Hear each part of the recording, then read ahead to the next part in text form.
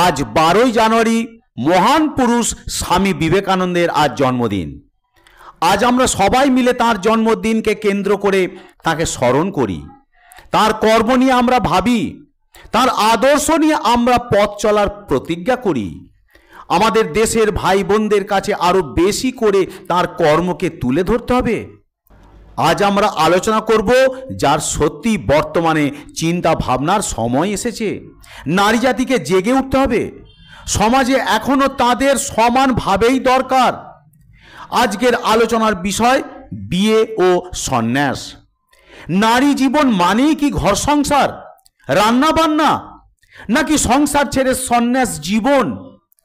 কোন নারী বিবাহ যোগ্যা বা কোন নারী বিবাহ অযোগ্যা? এ ব্যাপারে বিবেকানন্দ কি বলেছেন নারী জাতির উদ্দেশ্যে? নারী জাগরণের পথ, প্রশ্নোত্তর স্বামী বিবেকানন্দ। উদ্বোধন কার্যালয়, রামকৃষ্ণ মঠ। প্রকাশক স্বামী নিত্য মুক্তানন্দ, উদ্বোধন কার্যালয়, বেলুর রামকৃষ্ণ মঠের অধ্যক্ষ কর্তৃক সর্বসত্য সংরক্ষিত। স্বামী বিবেকানন্দের সাথে আলোচনারত অবস্থায় বিভিন্ন মানুষ বিভিন্ন প্রশ্ন করেছিলেন। তার মধ্যে নারী সমাজের বিষয়ে বেশ কিছু প্রশ্ন উঠে আসে। আজ আমরা আলোচনা করব বিয়ে ও সন্ন্যাস।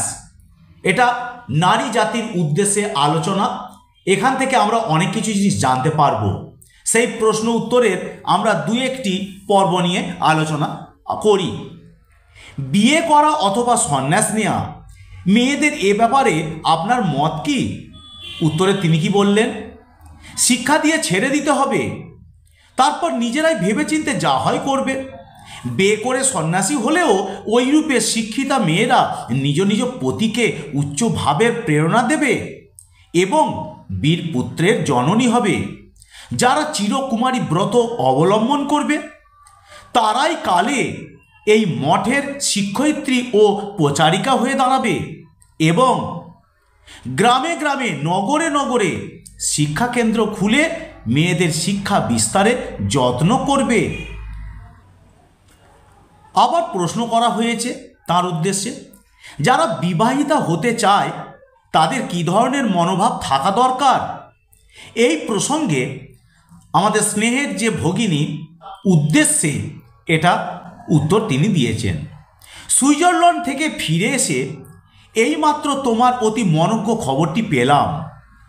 ওল্ড মেডস হোম, আইবুড়ি আশ্রম যাকে বলা হয়, সেখানে লভ্য আরাম সম্বন্ধে তুমি যে অবশেষে মত পরিবর্তন করেছো তাতে আমি অত্যন্ত খুশি হয়েছি। এখন তুমি ঠিক পথ ধরেছ। শতকরা 99 জন মানুষের পক্ষে বিবাহই জীবনের সর্বোত্তম লক্ষ্য। আর যে মুহূর্তে এই চিরন্তন সত্যটি মানুষ শিখে নেবে এবং মেনে চলতে প্রস্তুত হবে যে পরস্পরের দোষ ত্রুটি সহ্য করা অবশ্য কর্তব্য এবং জীবনে আপোষ করে চলাই রীতি, তখনই তারা সবচেয়ে সুখের জীবনযাপন করতে পারবে। স্নেহের হ্যারিয়েট, তুমি ঠিক জেনো সর্বাঙ্গ সুন্দর জীবন একটা সব বিরোধী কথা। সুতরাং সংসারের কোনো কিছু আমাদের উচ্চতম আদর্শের কাছাকাছি নয়। এটা দেখবার জন্য আমাদের সর্বদাই প্রস্তুত থাকতে হবে এবং এটা জেনে সব জিনিসের যথাসম্ভব সদ্ব্যবহার করতে হবে।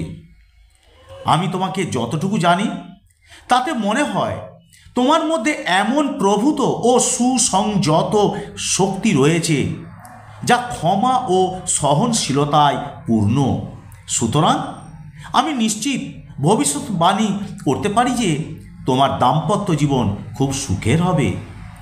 তোমাকে ও তোমার ভাবিবরকে আমার অনন্ত আশীর্বাদ।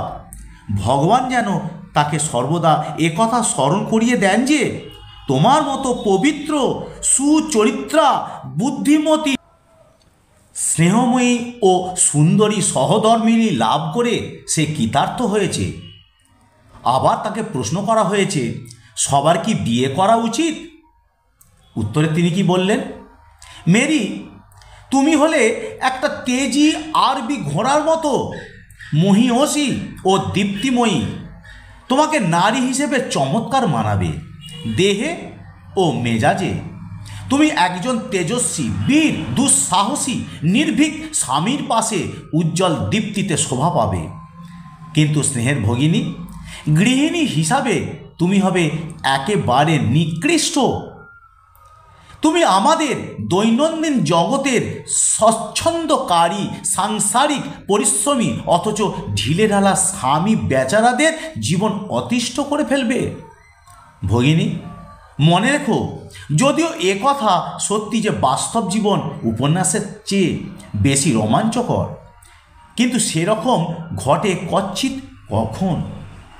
তাই তোমার প্রতি আমার উপদেশ, যতদিন না তোমার আদর্শকে বাস্তব ভূমিতে নামিয়ে আনতে পারছো, ততদিন তোমার বিয়ে করা ঠিক হবে না। যদি করো, তবে তা তোমাদের উভয়ের অশান্তি ডেকে আনবে। কয়েক মাসের মধ্যে তুমি একজন সাধারণ ভালো মানুষ, মার্জিত রুচি যুবা পুরুষের প্রতি তোমার শ্রদ্ধা হারিয়ে ফেলবে। তখন তোমার কাছে জীবন নীরস বলে বোধ হবে। ভগিনী ইসাবেল এর মেজাজটাও তোমারই মতন, শুধু কিন্ডারগার্টেনটি তাকে বেশ কিছুটা ধৈর্য ও সহনশীলতার শিক্ষা দিয়েছে। সম্ভবত সে ভালো গৃহিণী হতে পারবে। জগতে দু রকমের লোক আছে। একরকম হলো বলিষ্ঠ, শান্তিপ্রিয় প্রকৃতির কাছে নতি স্বীকার করে, বেশি কল্পনার ধার ধারে না, কিন্তু সৎ সহৃদয়, মধুর স্বরূপ ইত্যাদি।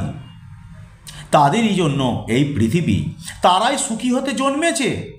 আবার অন্য রকমের লোক আছে যাদের স্নায়ুগুলি উত্তেজনা প্রবণ, যারা ভয়ানক রকম কল্পনা প্রিয়, তীব্র অনুভূতি সম্পন্ন এবং সর্বদা এই মুহূর্তে উঁচুতে উঠছে এবং পরের মুহূর্তে তলিয়ে যাচ্ছে। তাদের বরাতে সুখ নেই। প্রথম শ্রেণীর লোকেরা মাঝামাঝি একটা সুখের সুরে ভেসে যায়। শেষোক্তেরা আনন্দ ও বেদনার মধ্যে ছুটোছুটি করে। কিন্তু এরাই হলো প্রতিভার উপাদান। প্রতিভা এক রকমের পাগলামি। আধুনিক এই মতবাদের মধ্যে অন্তত কিছু সত্য নিহিত আছে। এখন এই শ্রেণীর লোকেরা যদি বড় হতে চায়, তবে তাদের তার চরিতার্থ করবার জন্য লড়াই করতে হবে। লড়াইয়ের জন্যেই আর বাইরে বেরিয়ে এসে তাদের কোনো দায় থাকবে না। বিবাহ নয়, সন্তান নয়, সেই এক চিন্তা ছাড়া আর কোনো অনাবশ্যক আসক্তি নয়। সেই আদর্শের জন্যই জীবন ধারণ এবং সেই আদর্শের জন্যই মৃত্যুবরণ। আমি এই শ্রেণীর মানুষ। আমার একমাত্র ভাবাদর্শ হলো বেদান্ত এবং আমি লড়াইয়ের জন্য প্রস্তুত। তুমি ও ইসাবেল এই ধাতুতে গড়া। কিন্তু আমি তোমাদের বলছি, যদিও কথাটা রূঢ়, তোমরা তোমাদের জীবনের বৃথায় অপচয় করছো। হয় একটা আদর্শকে ধরো, বাইরে ঝাঁপিয়ে পড়ো এবং তার জন্য জীবন উৎসর্গ করো, কিংবা অল্পে সন্তুষ্ট থাকো ও বাস্তববাদী হও। আদর্শকে খাটো করে বিয়ে করো এবং সুখের জীবনযাপন করো। হয় ভোগ নয় যোগ। হয় এই জীবনটাকে উপভোগ করো, অথবা সব কিছু ছেড়ে ছুড়ে দিয়ে যোগী হও। দুটি এক অঙ্গে লাভ করার সাধ্য কারও নেই। এই বেলা না হলে কোনো কালোই হবে না। ঝটফট একটাকে বেছে নাও।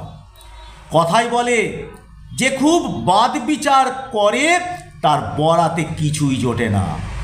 তাই আন্তরিকভাবে, খাঁটিভাবে আমরণ সংকল্প নিয়ে লড়াইয়ের জন্য প্রস্তুত হও। হয় সুখী হও, নয়তো মহৎ হও।